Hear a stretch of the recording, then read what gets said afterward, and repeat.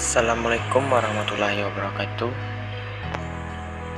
Perkenalkan, nama saya Muhammad Nur Rahmi dari BP 2012045 dari kelas TKBN 1B. Baiklah, di sini saya akan menjelaskan tentang karburator.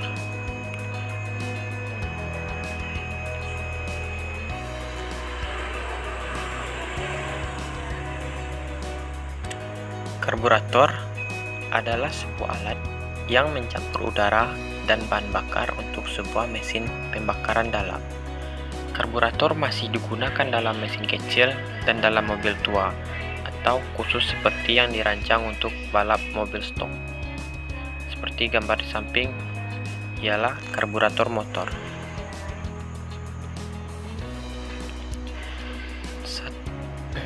Jenis-jenis karburator yaitu: 1. Karburator arus turun.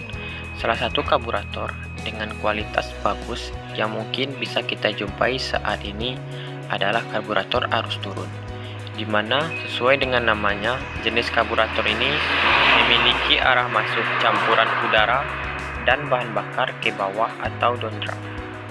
Yang kedua, karburator arus datar. Pada karburator jenis ini, arah masuk udara dan bahan bakar disalurkan ke ruang bahan bakar, akan dialirkan secara mendatar atau ke samping. Dan biasanya jenis ini banyak sekali ditemui pada mobil dengan mesin yang memiliki output yang tinggi. Jenis karburator mobil berdasarkan tipe Venturi-nya. Yang pertama, Fixed Venturi.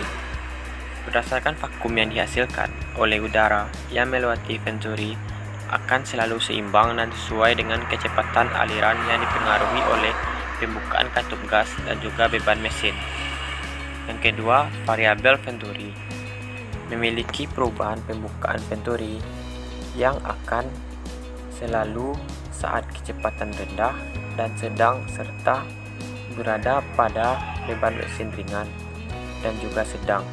Maka bahan bakar akan berubah sesuai dengan volume udara yang masuk, sehingga akan mudah mencapai output yang tinggi. Yang ketiga, Air Valve Venturi. Besarnya udara yang masuk ke dalam Venturi akan menjadi kontrol utama dari pembukaan air valve.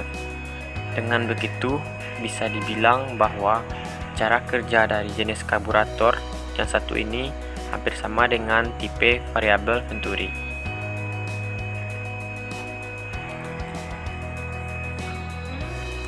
Selanjutnya, macam-macam karburator mobil berdasarkan jumlah barel. 1. Karburator single barrel. Tipe yang pertama adalah karburator single barrel, di mana sesuai dengan namanya, semua kebutuhan bahan bakar pada berbagai putaran akan selalu dilayani oleh satu barel. Dan yang kedua, karburator double barrel merupakan hasil pengembangan dari karburator single barrel. Pada jenis ini bisa dibilang akan mampu menghasilkan tenaga output yang lebih cepat karena yang akan bekerja di awal hanyalah primary Venturi yang mempunyai diameter kecil.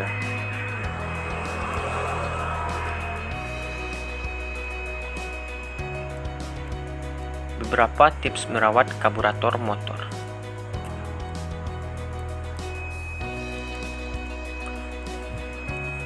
Yang pertama, membersihkan filter udara atau penampung debu.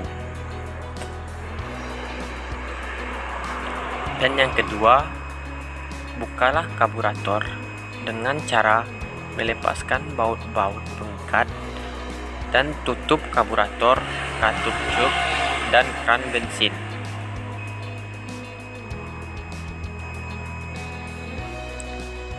Dan yang ketiga, lepas mangkuk karburator, pelampung, dan jarum pelampung atau jarum piston, main jet, dan komponen lainnya.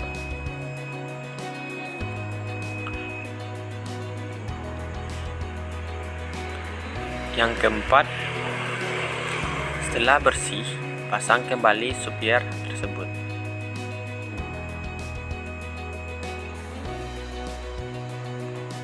Dan yang kelima, merakit karburator. Pasanglah sesuai dengan keadaan sebelum melepasnya. Selanjutnya, blok silinder. Pengertian blok silinder yaitu struktur terpadu yang terdiri dari silinder, dari motor bakar torak, dan beberapa atau semua yang terkait struktur sekitarnya seperti bagian pendingin, bukaan masuk dan keluar bagian, sambungan, dan crankcase. Disederhanakan yaitu base part atau komponen inti mesin yang digunakan untuk menumpang semua bagian utama mesin seperti piston, kepala silinder, oil pan, dan proses engkol.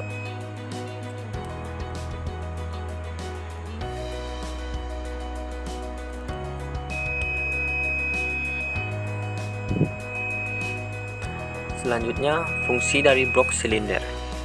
Yang pertama, sebagai dudukan silinder, liner atau tabung silinder. Yang kedua, sebagai dudukan kepala silinder. Dan yang ketiga, sebagai dudukan poros engkol dan oil pan. Yang keempat, sebagai tempat mount engine di bodi mobil.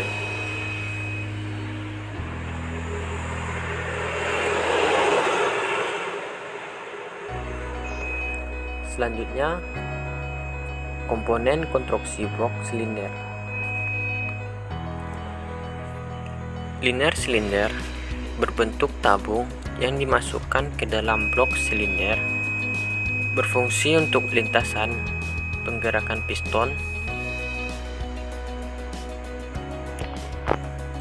Dan yang kedua, engine compartment holder. Berbagai tempat untuk meletakkan blok silinder dilihat dari lengkukan dan lubang baut blok silinder. Selanjutnya, water jacket, selubung air yang terdapat pada sela blok silinder dan akan dihubungkan ke pompa air di blok silinder.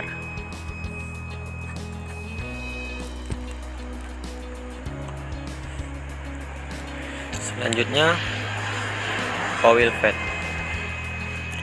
saluran oli yang terdapat pada blok silinder.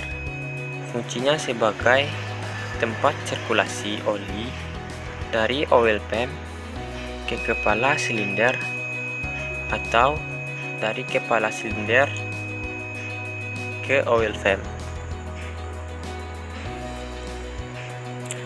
Selanjutnya, gasket, pelapis antara blok silinder dengan kepala silinder yang berfungsi untuk mencegah bocornya kompresi pada blok silinder.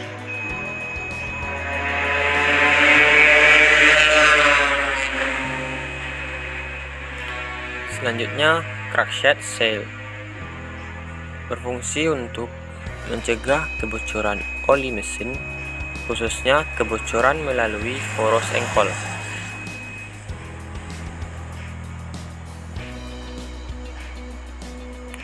Jenis-jenis blok silinder. Yang pertama, monocylinder. Monocylinder adalah desain blok silinder dengan hanya satu tabung silinder. Jenis ini memiliki desain paling sederhana dan paling kecil. Umumnya, monosilinder dipakai pada mesin sepeda motor untuk memperkecil ukuran total mesin. Yang kedua, inline cylinder.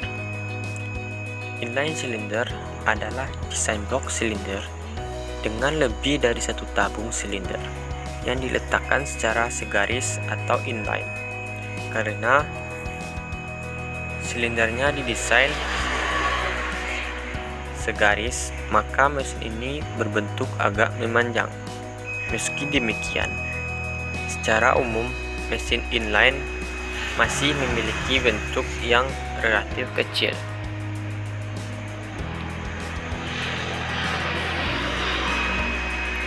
Yang ketiga, V-cylinder. V-cylinder merupakan konfigurasi mesin dengan banyak silinder yang diletakkan secara beriringan dan membentuk huruf V. Secara sederhana, tabung silinder akan diletakkan secara beriringan tapi tetap menggunakan satu proses engkol, sehingga bagian bawah masing-masing silinder akan saling berdekatan agar mengarah pada poros engkol yang sama. Dan yang keempat, boxer. Boxer adalah desain blok silinder yang saling berlawanan. Misal, untuk mesin 6 silinder, masing-masing 3 silinder akan diletakkan secara berlawanan dengan satu sumbu. Kelebihan dari mesin ini memiliki bentuk yang tidak terlalu tinggi sehingga pas apabila memiliki ruang mesin yang terbilang rendah.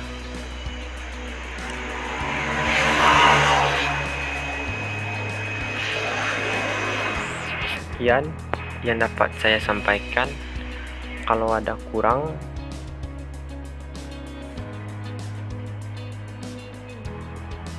terima kasih atas perhatiannya. Saya ucapkan terima kasih. Assalamualaikum warahmatullahi wabarakatuh.